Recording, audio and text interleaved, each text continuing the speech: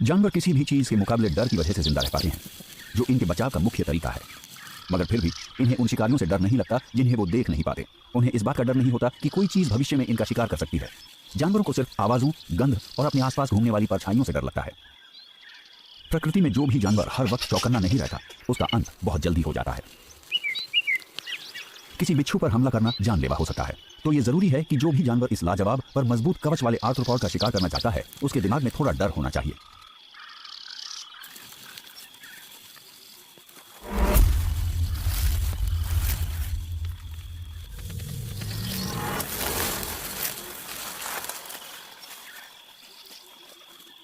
बिच्छू के पास चाबुक जैसी पूंछ होती है जो बहुत तेजी से हमला कर सकती है, और ये रेप्टाइल उन कमजोर हिस्सों की पहचान कर सकता है जहां इसे बिच्छू के हथियारों को नाकाम करने के लिए काटना है। ये बिच्छू किसी बड़े बंदर की जान ले सकता है, तो इस नन्ही इग्वाना के लिए इसे मारने में मुश्किल और खतरा और भी ज्यादा है। मगर फिर भी हालात इस नन्हे शिकारी के काबू में हैं। इसकी समझ और फुर्ती बिच्छू की जहरीली पूंछ से बचने के लिए पूरे तालमेल से काम करते हैं। शायद इस बिच्छू को इग्वाना के स्केल्स के बीच डंक मारने की जरूरत है ताकि उसका जहर असर दिखा सके, और बिच्छू के ज्यादातर हमले इग्वाना के स्केल्स को भेद नहीं पाते। जो भी हो, यह जाहिर है कि शिकारी को बहुत चौकन्ना रहना होगा ताकि उसे डंक ना लग जाए।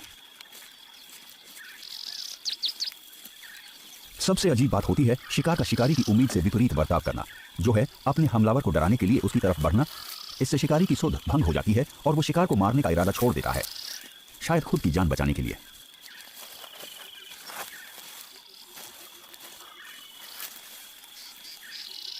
लेकिन इग्वाना ने तब भी बिच्छू पर हमला जारी रखा जब वो सबसे ज्यादा खतरनाक था, और जैसे ही शिकार अपनी पीठ इसकी तरफ करता है, इग्वाना एक बार और कोशिश करती है। इस बार इग्वाना ने बिच्छू को पूरी तरह घायल कर दिया है और अपनी गतिविधियों के बीच तालमेल बैठाने की उसकी क्षमता को गंभीर नुकसान पहुंचाया है। शिकार बुरी तरह घायल हो गया है और मरने ही वाला है। अब इग्वाना की फितरत उसे बताती है कि उसे तब तक इंतजार करना चाहिए जब तक बिच्छू पूरी तरह हिलना बंद नहीं कर देता। इसका दिमाग इसे बता देता है कि कब हमला करना है और कब पीछे हटना है, या कब बिना डरे इंतजार करना है और कब अपने शिकार को खाने के लिए आगे बढ़ना है। जाहिर है रेप्टाइल्स का दिमाग ये भी पता लगा लेता है कि कब उसे अपने शिकार से कोई खतरा नहीं है और वो अगला काम कर सकते हैं, उसे खाना। अगर बिच्छू अब भी अपने डंक से अपना बचाव कर सकता, तो इस हालत में उसके पास इग्वाना की आंख या उसके मुंह में डंक मारने का अच्छा मौका था। पर ये कोई ऐसी चीज नहीं है जिसे इग्वाना ने समझा है, बल्कि ये तो उसकी प्रवृत्ति है जो इसे कई इग्वानास की मौतों के बाद प्रकृति के चयन की प्रक्रिया से मिली है।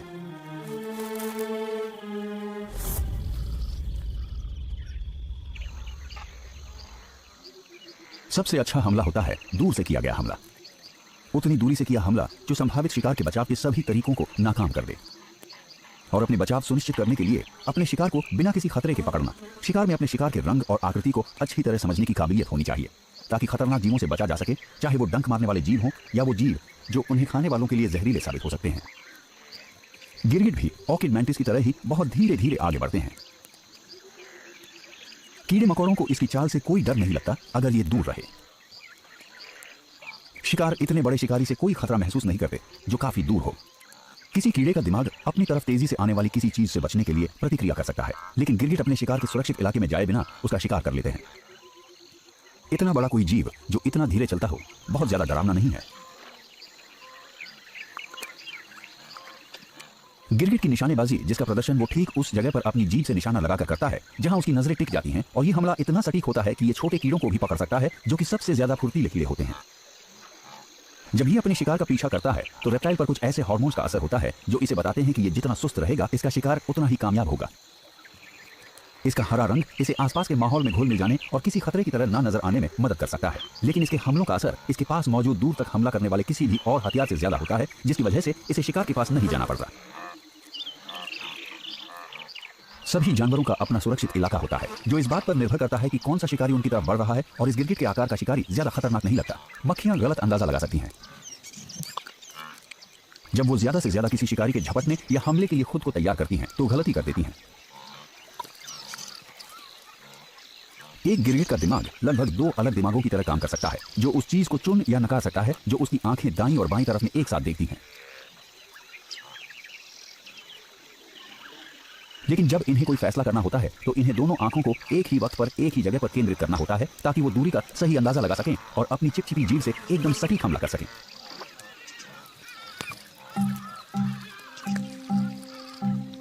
इस सिस्टम के साथ सिर्फ एक ही परेशानी है कि इसे रोजाना बहुत सारे शिकार करने पड़ते हैं।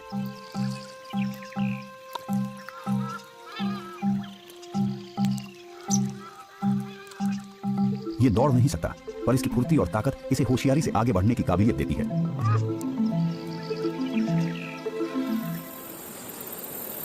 सांप भी अचानक हमला कर सकते हैं। ये बहुत सब्र के साथ तब तक घात लगाकर बैठे रहते हैं जब तक शिकार बहुत पास नहीं आता। गिरगिट से अलग सांप कई दिनों, महीनों या पूरे एक साल तक बिना खाए रह सकते हैं, वो भी बिना बोर हुए। वो किसी भी चीज के बारे में नहीं सोचते, इसलिए इंतजार करने में उन्हें कोई परेशानी नहीं होती। बीता हुआ वक्त इनकी याददाश्त में दर्ज नहीं होता, ये वक्त के गुजरने के साथ ही उसे भूल जाते हैं। बिना हिले रहना ही इनका सबसे अच्छा विकल्प है। एक सांप किसी शिकार का पीछा नहीं कर सकता क्योंकि वो बहुत ज्यादा तेज नहीं चल सकता, और अगर ये बिना हिले अपने शिकार की तरफ बढ़ने की कोशिश करे भी तो ये गलती कर सकता है। ये जल्द ही हिलने को नाकामी से जोड़कर देखने लगता है, और सांप ऐसे ही सब्र रखना सीखता है। सांप सिर्फ एक ही बार तेजी से हरकत कर सकते हैं।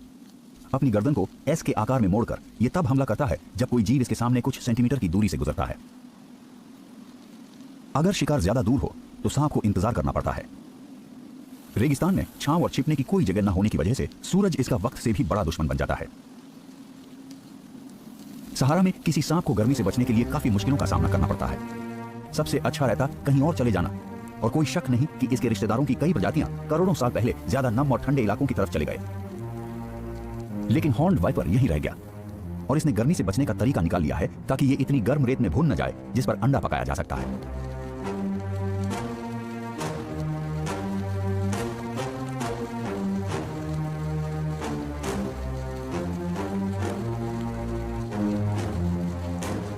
ये अपने तापमान को नियंत्रित करने के लिए अपना मुंह नहीं खोल सकता क्योंकि इसकी सलाइवा सूख जाएगी, और यहाँ कहीं पानी भी नहीं है। इसे पसीना नहीं आता क्योंकि इसकी त्वचा में पोर्स नहीं है, और यहाँ कोई छांव भी नहीं है।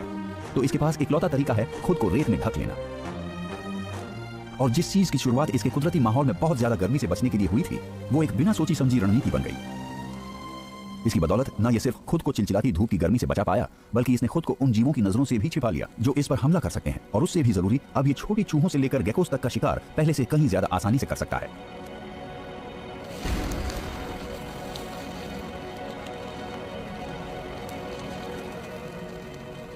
ये खुद को ठंडा रखने के लिए रेत में छुप जाता है, पर यह शिकार की सबसे बढ़िया तकनीक भी है।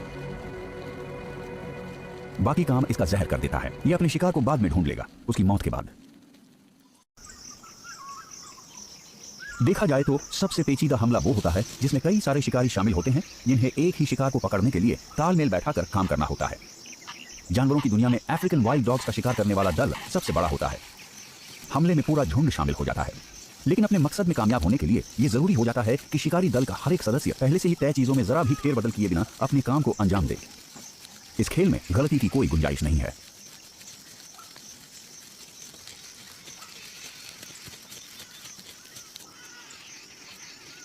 पर यह भी सच है कि जब बहुत सारे सदस्य एक ही काम को करने की कोशिश करते हैं तो गलती करने की गुंजाइश भी कई गुना बढ़ जाती है। सबसे आम गलती तब होती है जब संभावित शिकार वक्त रहते खुद को बचाने के लिए शिकारियों के झुंड के किसी सदस्य को देख लेता है, जैसे झुंड के सबसे कम उम्र के सदस्य या सबसे अनाड़ी या सबसे भूखे सदस्य को। इनमें से सिर्फ किसी एक सदस्य को नजर आने या कोई आवाज करने की गलती करनी है और 19 सदस्यों का झुंड नाकाम हो जाएगा। और इस बार शिकार के लिए इतने ही डॉग्स आए थे।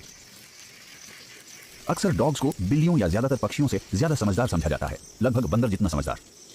पर एक हद तक हम भी भेदभाव से परे नहीं हैं। हमें डॉग से प्यार है जो हमारे सबसे पुराने और वफादार दोस्त हैं। मगर हकीकत यह है कि समझदारी को किसी मात्रा में नहीं मापा जाना चाहिए। हमें बेहतरीन होने की नहीं बल्कि काबिलियत की बात करनी चाहिए। जिंदा बचे रहने के लिए हर प्रजाति को अपने आसपास के माहौल को किसी तरह समझने की काबिलियत चाहिए, जैसे थोड़ी सी याददाश्त या खास तरह की दिमागी बनावट। बेशक अफ्रीकन वाइल्ड डॉग्स, हाइनाज या वुल्व्स के मामले में हम उस समझदारी का पता लगा पाते हैं जिसे हम पहचान सकते हैं। समाज में रहने वाले जानवरों की सुनने समझने की क्षमता का विकास उनके खेल, उनके औहदे और उनके भावनात्मक संबंधों से होता है। लेकिन शिकार नजर आने से पहले योजना बनाने की काबिलियत डॉग्स में भी नहीं पाई गई है। अफ्रीकन वाइल्ड डॉग्स लगभग हमेशा ही एक से दूसरी जगह जाते रहते हैं और ये हमेशा अपने इलाके में घुसपैठ करने वाले झुंडों को बाहर निकालने और खाने लायक किसी शिकार को पकड़ने के लिए हमेशा चौकन्ना रहते हैं। ये लगभग 200 वर्ग किलोमीटर जितने बड़े इलाके की निगरानी करते हैं और इनके शिकार करने का तरीका इनके जीने के तरीके से मेल खाता है। वो हमेशा इधर उधर ताक झांक करते रहते हैं। इनका रंग शिकार करते वक्त नजर न आने में इनकी मदद करता है। इनका तरीका बहुत सीधा सा होता है जिसे अमल में लाने पर वो शिकार का एक ऐसा तरीका बन जाता है जिससे बच निकलना मुश्किल है।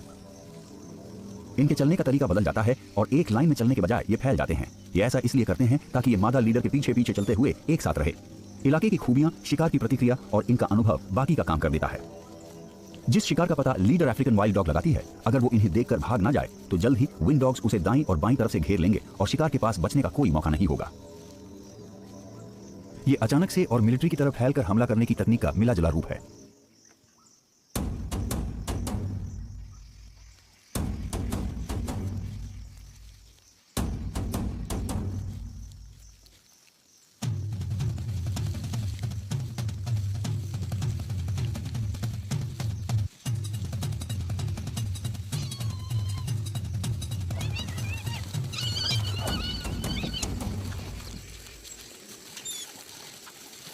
अच्छी तरह संगठित अफ्रीकन वाइल्ड डॉग के झुंडों के हमलों की कामयाबी की दर हमेशा 75 से 90% के बीच होती है। ये भयंकर शिकारी होते हैं जो अपने शिकार को झुंड के किसी सदस्य द्वारा मार दिए जाने से पहले खाना शुरू कर देते हैं। अपने इसी बर्ताव के लिए इन्हें वाइल्ड डॉग्स कहा जाता है। ये बाकी शिकारियों से ज्यादा जालिम लगते हैं, पर असल में ऐसा है नहीं। ये किसी भी और जानवर से ज्यादा जालिम या दयालु नहीं है। कुदरत में बेरहमी की कोई जगह नहीं। ये सिर्फ प्राकृतिक और जंगली बर्ताव का इंसानी नजरिया है। जो भी हो, वाइल्ड डॉग्स जिस तरह से अपने शिकार को खाते हैं उसकी वजह से बहुत से लोग इनसे बचकर रहते हैं और इनका योजनाबद्ध तरीके से शिकार किया जाता है और कई जगहों पर इन्हें पूरी तरह खत्म कर दिया गया है। असल में ये अफ्रीका के ज्यादातर इलाकों से गायब हो चुके हैं।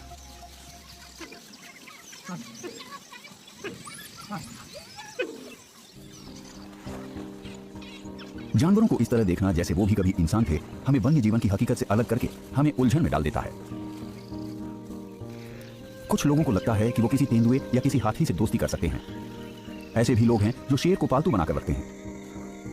ये एक खतरनाक खेल है जो इसे खेलने वालों की नादानी को दिखाता है। एक शिकारी हमेशा शिकारी ही रहता है। यहां तक कि डॉग्स भी अपनी पुरानी फितरत को अंदर दबाए रखते हैं। लेकिन मांसाहारी जीव अपने शिकार से ज्यादा बुरे नहीं होते, ना ही उनसे बेहतर होते हैं। मांस खाने वाले जानवर बुरे नहीं होते, ना ही अच्छे होते हैं। हर जानवर अपने कुदरती माहौल के लिए बहुत जरूरी होता है। विकास की प्रक्रिया अपना काम करती रहती है, जिसकी वजह से एक नपातुला युद्ध जो रोजाना अलग प्रजातियों के बीच लड़ा जाता है। जो शिकार करते हैं वो अपने शिकार की तकनीक को बेहतर बनाते हैं, जबकि जिन्हें अपना बचाव करना होता है वो खुद का पकड़ा जाना और ज्यादा मुश्किल बनाते जाते हैं। और जब तक हर प्रजाति के सदस्यों के बीच ये मुकाबला चलता रहेगा, हर चीज कुदरती और जंगली तरीके से अपना काम करती रहेगी।